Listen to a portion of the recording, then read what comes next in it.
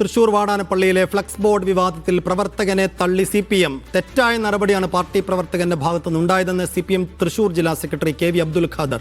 തർക്കത്തിൽ CPM ഇടപെടേണ്ട ഒരു സാഹചര്യവുമില്ല. Party നയത്തിന് വിരുദ്ധമായാണ് ഫ്ലക്സ് ബോർഡ് സ്ഥാപിച്ച മുഹമ്മദ് പ്രവർത്തിച്ചത്. നാട്ടിക ഏരിയ നേതൃത്വം വിശദീകരണം തേടി നടപടി സ്വീകരിക്കുമെന്നും KV അബ്ദുൽ ഖാദർ പറഞ്ഞു. വളരെ തെറ്റായൊരു നടപടിക്രമമാണ്. ഒരു കാരണവശാലും ഞങ്ങൾ അംഗീകരിക്കുന്ന ഒരു കാര്യമല്ല. ഇത്തരമൊരു തർക്കത്തിൽ ഞങ്ങൾ ഇടപെടേണ്ട ഒരു സാഹചര്യവുമില്ല. അപ്പോൾ പാർട്ടി നയത്തിന് വിരുദ്ധമായിട്ടാണ് അദ്ദേഹം പ്രവർത്തിച്ചിട്ടുള്ളത്. അതുകൊണ്ട് തന്നെ അദ്ദേഹത്തോട് വിശദീകരണം തേടും.